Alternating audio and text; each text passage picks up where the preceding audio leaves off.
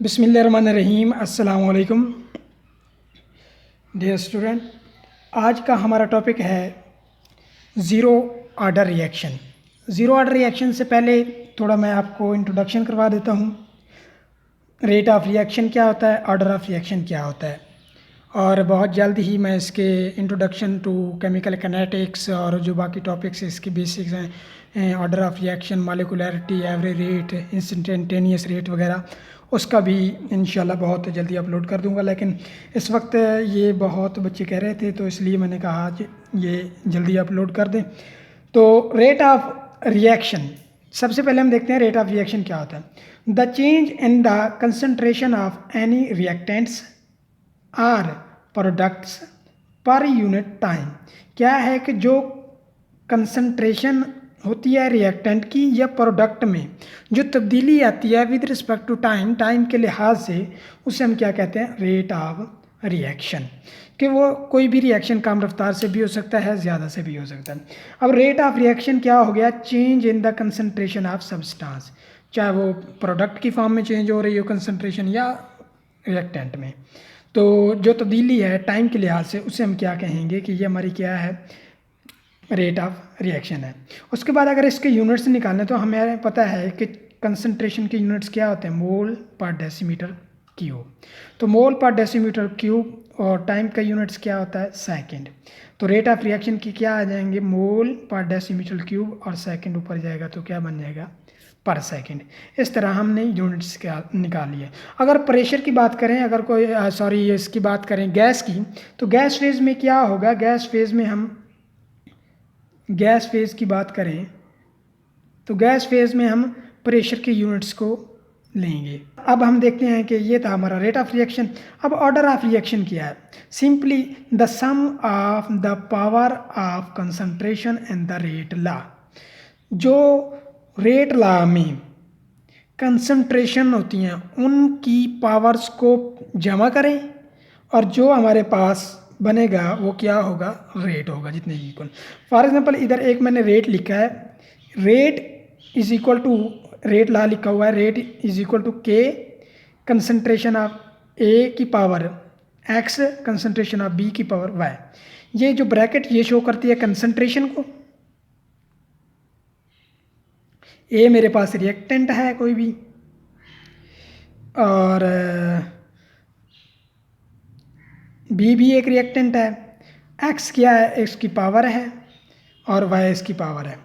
तो के क्या है, रेट कांस्टेंट है, रेट कांस्टेंट हुआ। अब मैं इसका अगर ऑर्डर ऑफ रिएक्शन निकालूं तो क्या निकलेगा, दोनों पावरों को क्या करना है आपने, प्लस कर देना है। तो जब प्लस करेंगे ऑर्डर ऑफ रिएक्शन क्या आ जाएगा, ऑर्डर ऑफ रिएक्शन। तो ऑर्डर ऑफ अगर रिएक्शन आप देखो तो क्या मैंने कहा, the sum of the power of concentration in the rate law.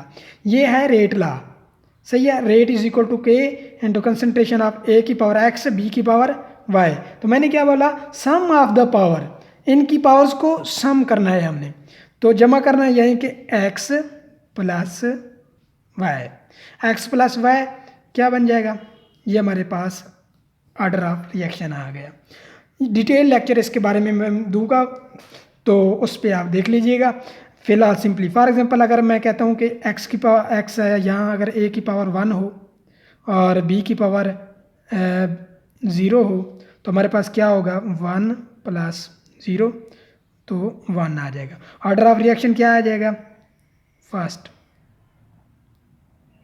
तो हम कह सकते हैं इसे, ये ऑर्डर ऑफ रिएक्शन क्या है, फर्स्ट ऑर्डर ऑफ रिएक्शन है। ये सिर्फ और सिर्फ एक्सपेरिमेंटली हम order of reaction find out कर सकते हैं। हम इसे एक बैलेंस्ड केमिकल इक्वेशन के ज़रिए फाइंड आउट नहीं कर सकते। उसके बाद चलते हैं, हमारा जो टॉपिक है ज़ीरो ऑर्डर रिएक्शन।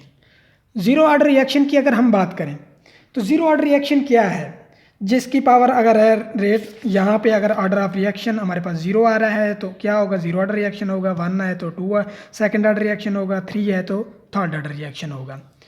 तो 3 किस्म के ये बहुत इंपॉर्टेंट होते हैं, 0 और 1 2 एंड 3। ज़ीरो ऑर्डर रिएक्शन अगर ये इक्वल आती है इनकी पावर सम करने से, और 2 हमेशा नहीं होता कि इनकी जितनी पावर्स हैं जिसके इक्वल है वही हमारे क्या हो, ऑर्डर ऑफ रिएक्शन हो। मैंने ये कहा है कि ये हमेशा क्या होता है, ऑलवेज एक्सपेरिमेंटली ही हम इसे फाइंड आउट करते हैं। अब ज़ीरो ऑर्डर है तो इसका मतलब है कि रेट लॉ में क्या होगा, जब रेट लॉ लिखेंगे तो उनकी पावर्स को सम करें, उनको जमा करें, तो हमारे पास क्या आना चाहिए, ज़ीरो आना चाहिए। तो वो क्या कहलाएगा, ज़ीरो ऑर्डर रिएक्शन कहलाएगा।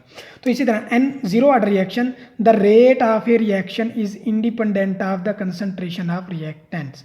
क्या है कि जो ज़ीरो ऑर्डर रिएक्शन है ये क्या है, रेट ऑफ ए रिएक्शन, ये रिएक्शन रेट है जो कि क्या है, is independent of concentration of the reactant. Reactant की कंसंट्रेशन पे ये डिपेंड नहीं करता। जो रेट रिएक्टेंट की कंसंट्रेशन पे डिपेंड ना करे उसे हम क्या कहते हैं, ज़ीरो ऑर्डर रिएक्शन कहते हैं।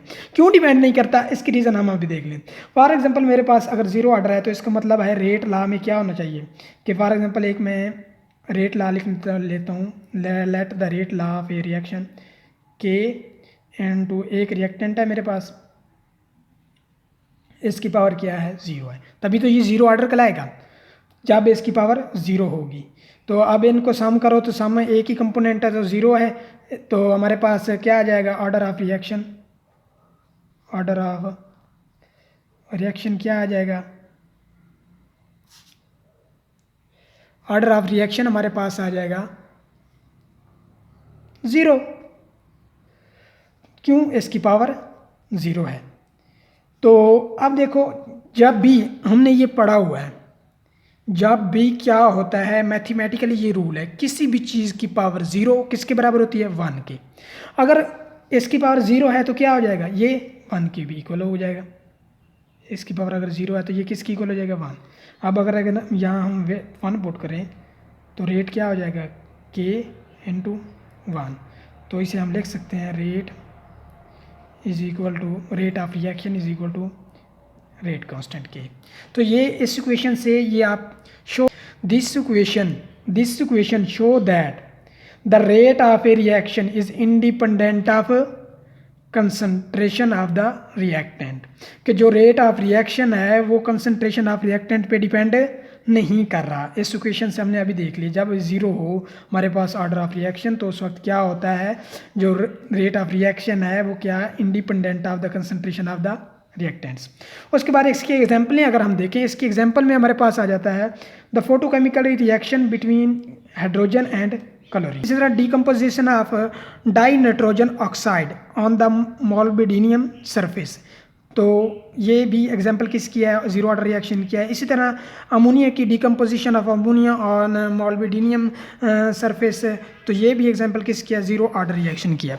उसके बाद अगर देखें हमारे पास सब्लिमेशन भी, sublimation of substance is also the zero order reaction. Sublimation क्या होता है कि सब्लिमेशन क्या होती है कि वो हीट हमारे पास जो एब्जॉर्ब होती है किसी भी सॉलिड मॉलिक्यूल को गैस मॉलिक्यूल में चेंज करने के लिए, सॉलिड से डायरेक्ट गैस मॉलिक्यूल में हम चेंज करते हैं। तो इसी तरह अगर हम कोई सब्सटेंस रख लें, सही है, ये एक सब्सटेंस है,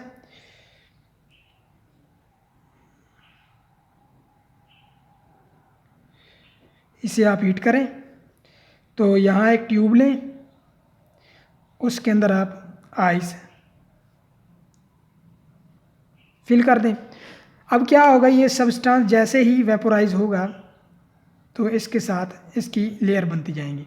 तो आप देखेंगे, ऑब्जर्व करेंगे, पहले एक लेयर बनती है, फिर सेम मॉलिक्यूल्स की दूसरी लेयर बनेगी, फिर सेम, क्योंकि यहाँ आके वो कंडेंस होते रहेंगे। तो ये भी एक क्या है कि जो हमारे पास है ज़ीरो ऑर्डर रिएक्शन है, ये भी एक ज़ीरो ऑर्डर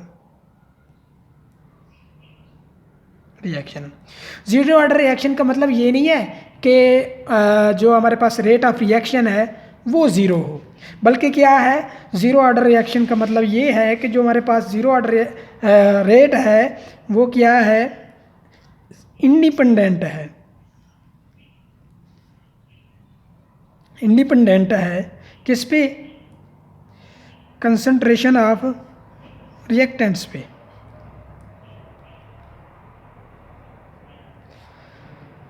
तो ये हमारे पास था ज़ीरो ऑर्डर रिएक्शन। अब इसकी हम किनेटिक्स को स्टडी कर लेते हैं। तो किनेटिक्स की अगर बात करें तो फॉर एग्जांपल मेरे पास क्या है, लेट सबसे पहले आपने क्या करना है, हर जब भी हमने किनेटिक्स किसी भी ऑर्डर की किनेटिक्स को स्टडी करना तो आपने उसी को ही सपोज कर लेना है। तो हमने क्या करेंगे, लेट सपोज ए ज़ीरो ऑर्डर रिएक्शन या let us consider a zero order reaction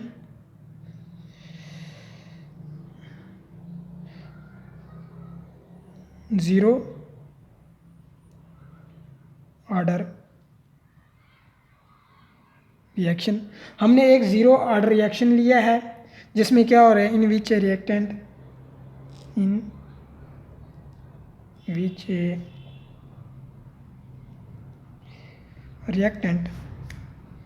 ए, जो कि रिएक्टेंट क्या है, ए है एक, चेंज इनटू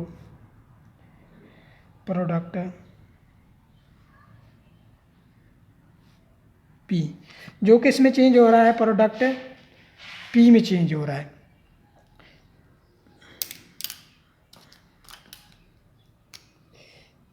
ए चेंज हो रहा है पी में। अब यहाँ पे अगर देखो आप, व्हेन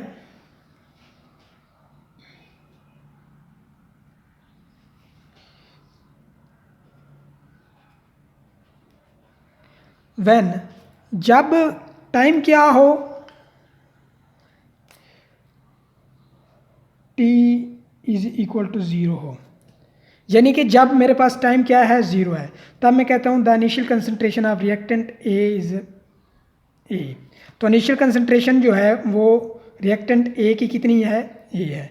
तो जब टाइम ज़ीरो होगा तो इसका मतलब है प्रोडक्ट रिएक्शन स्टार्ट होने से पहले जो कंसंट्रेशन थी ए की कितनी है, ए है। व्हेन टाइम इज ज़ीरो, इसका मतलब ये है कि अभी रिएक्शन स्टार्ट नहीं हुआ। जब रिएक्शन स्टार्ट नहीं हो तो हमारे पास कंसंट्रेशन सिर्फ किसकी होगी, रिएक्टेंट की। प्रोडक्ट की कंसंट्रेशन ज़ीरो होगी। After a some time T, कुछ देर बाद, व्हेन टाइम क्या हो जाए, बिकम टी, जब टाइम टी हो जाएगा देन कुछ प्रोडक्ट बन जाएंगे, रिएक्शन स्टार्ट हो गया। तो मैं कहता हूँ x concentration of the product is formed. अगर एक्स कंसंट्रेशन बनी है प्रोडक्ट की तो रिएक्टेंट की बाकी कितनी रह जाएगी, रिएक्टेंट की टोटल कितनी थी, ए, और प्रोडक्ट कितने बन गए हैं, एक्स, तो बाकी कितनी रह गई, ए माइनस एक्स, ए माइनस एक्स कंसंट्रेशन बाकी रह जाएगी, किसकी, रिएक्टेंट्स की, जब टाइम क्या होगा, टी होगा। क्यों ऐसा, क्योंकि टोटल कंसंट्रेशन ऑफ रिएक्टेंट हमारे पास ए है, तो अब कुछ कंसंट्रेशन चेंज हो गई है किसमें, प्रोडक्ट्स में, एक्स बने हैं। मैंने कहा x concentration of x is the concentration of product is formed when time is T. तो बाकी रिमेनिंग कंसंट्रेशन ऑफ रिएक्टेंट कितनी बची, ए की, ए टोटल में से हम जो प्रोडक्ट बने हैं उनको माइनस कर दिया, तो ये हमारे पास क्या बनी, ए माइनस एक्स। तो अब इसका हम रेट ला लिखते हैं। यहाँ पे अगर देखो तो A is the initial concentration of reactant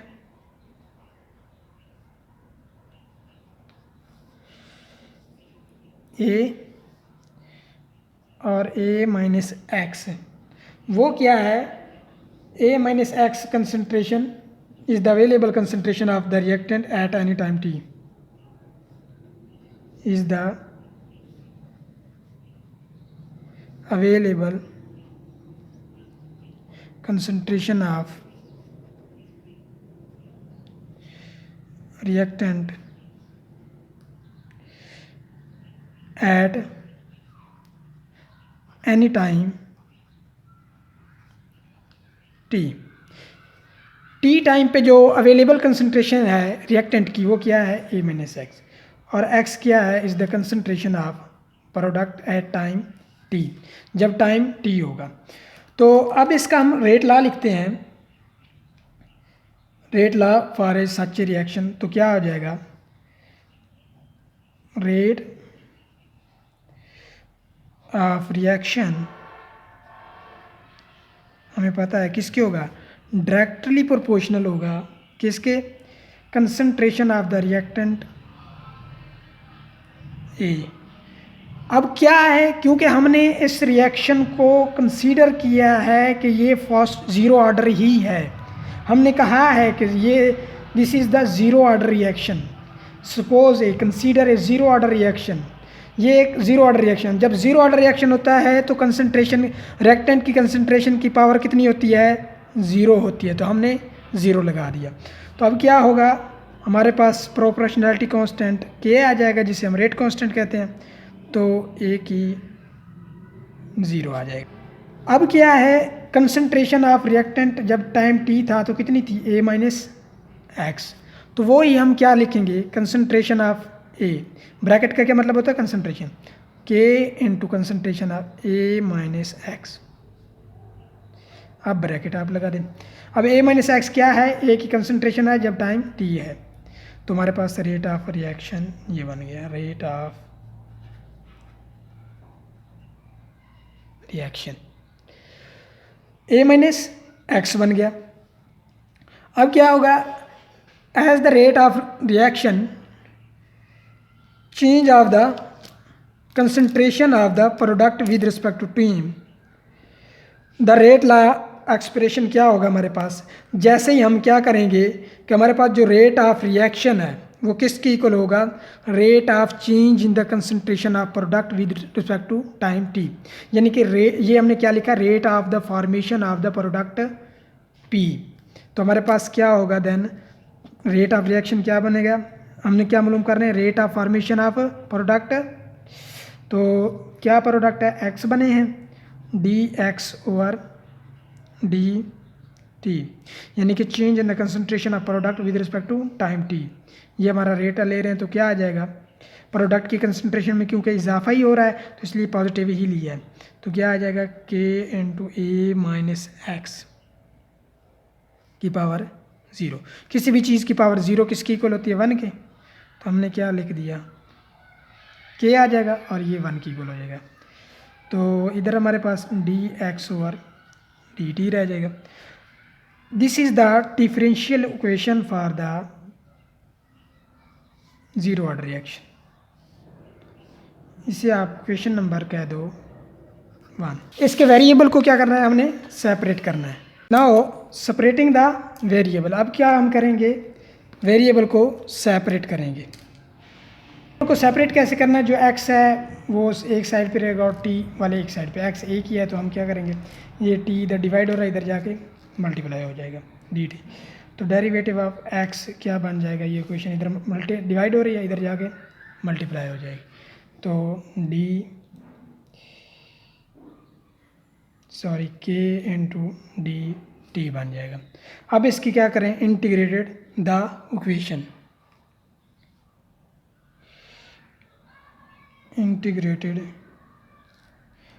integrating the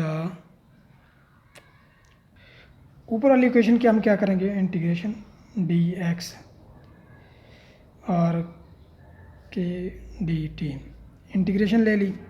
अब देखें के कांस्टेंट है इसलिए हमने इंटीग्रेशन से बाहर लिखा है।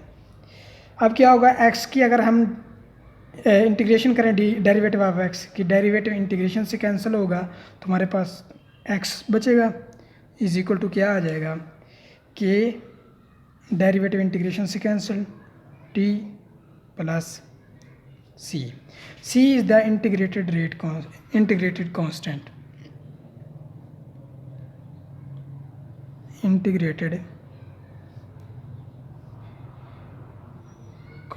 है ये, C is the integrated constant. Question number ये 1 थी, इसको हम नाम दे देते हैं 2 का। तो ये हमारे पास इक्वेशन नंबर आ गई 2। अब क्या करना है, फाइंड द वैल्यू ऑफ सी, सी की वैल्यू फाइंड करनी है, फाइंड द वैल्यू ऑफ सी। किस तरह करनी है, by applying the initial condition. आप क्या करें, इनिशियल कंडीशन को यूज़ करके, बाई यूजिंग या by applying the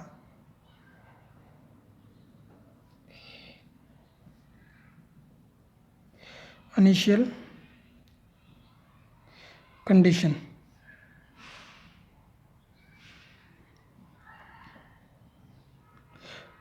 initial condition हमारे पास क्या थी कि जब टाइम क्या है, ज़ीरो है, तब प्रोडक्ट की कंसंट्रेशन भी ज़ीरो है। ये हमारे पास इनिशियल कंडीशन थी। यानी कि when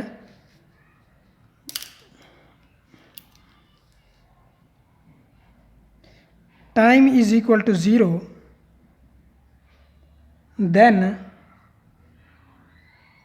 x is equal to zero. तो x is equal to zero, तो उस वक्त हमारे पास प्रोडक्ट भी ज़ीरो होंगे जब टाइम ज़ीरो होगा। इक्वेशन 2 बिकम, जहाँ जहाँ टी है वहाँ ज़ीरो पुट कर दो, जहाँ एक्स है वहाँ ज़ीरो पुट कर दो, तो हमारे पास सी की वैल्यू निकल आएगी।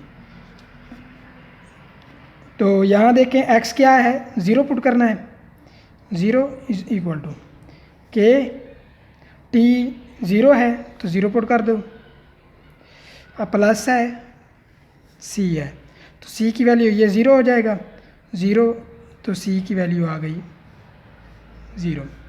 Put the value of c, put the value of c, integrated constant c, in equation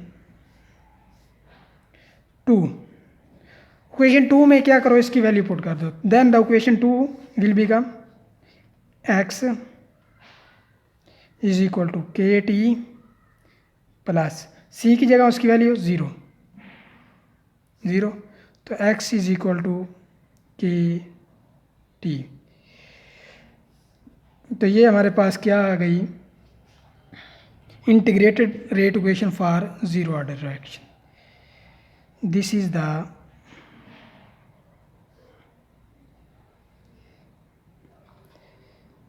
integrated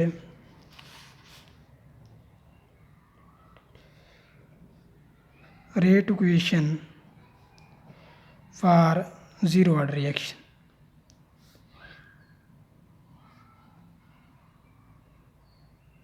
zero order reaction, ये ज़ीरो ऑर्डर रिएक्शन के लिए क्या आ गई, इंटीग्रेटेड रेट इक्वेशन आ गई। अब अगर देखो तो हमारे पास ये इक्वेशन, इसको हम नंबर दे देते हैं 3, इक्वेशन नंबर 3 है हमारी। तो ये हमारे पास integrated rate equation for zero order reaction find out हो गई। नेक्स्ट लेक्चर में इंशाल्लाह हम इसके रिजल्ट्स के बारे में डिस्कस करेंगे, इसकी करैक्टरिस्टिक के बारे में डिस्कस करेंगे।